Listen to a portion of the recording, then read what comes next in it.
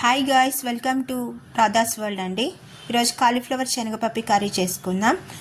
కావలసిన పదార్థాలు: కాలీఫ్లవర్, అల్లం పేస్ట్, ఆయిల్, కొత్తిమీర తరుగు, టమాటాలు, ఉల్లిపాయ, పచ్చిమిర్చి, ఉడికించిన శనగపప్పు.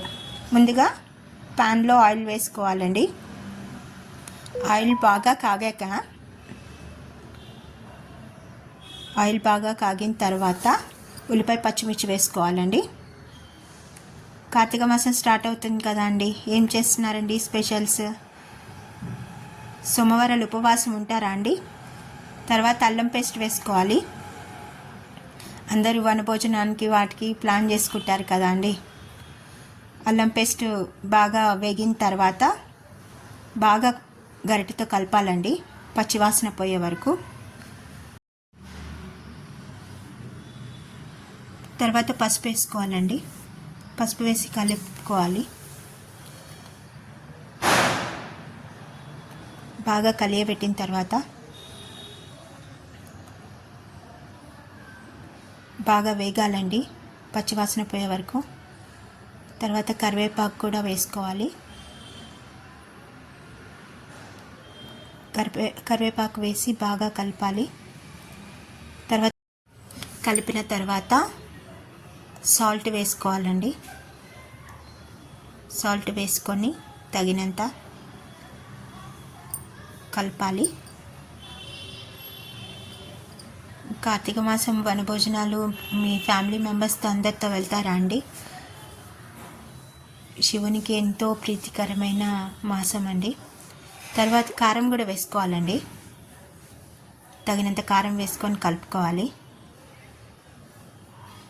విష్ణువు కూడా శ్రావణ మాసం, కార్తీక మాసం ఎంతో ప్రీతికరమైన మాసాలండి.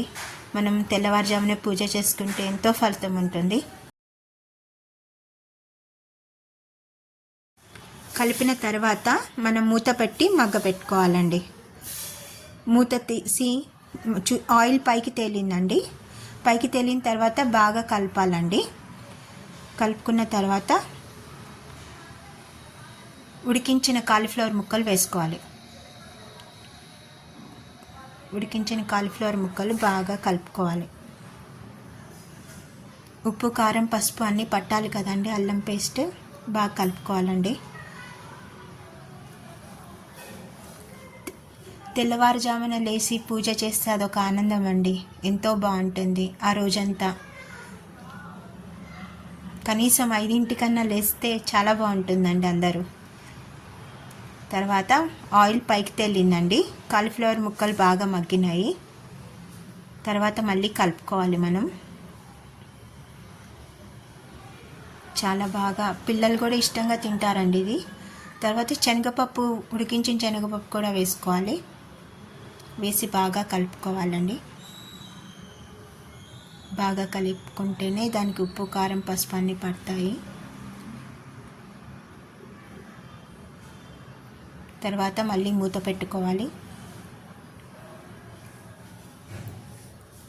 మూత పెట్టుకున్న తర్వాత కొంచెం వాటర్ పోసుకోవాలండి. కొంచెం హాఫ్ కప్ వాటర్ అంతే. మళ్ళీ కలిపి దగ్గరికి అయ్యే వరకు ఉంచాలండి.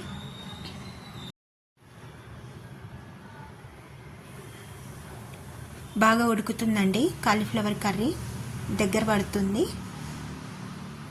బాగా కలుపుకున్న తర్వాత కొంచెం కొత్తిమీర తరుగు వేసుకోవాలి. వేసుకొని బాగా కలపాలి.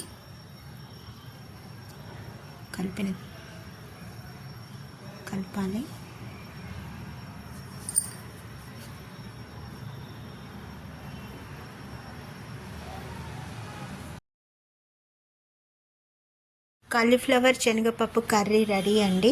ఈ వీడియో కనుక నచ్చినట్లయితే ప్లీజ్ సబ్స్క్రైబ్ మీ, లైక్ చేయండి, కామెంట్ పెట్టండి. మంచి వీడియోతో మీ ముందు ఉంటానండి. బాయ్ అండి.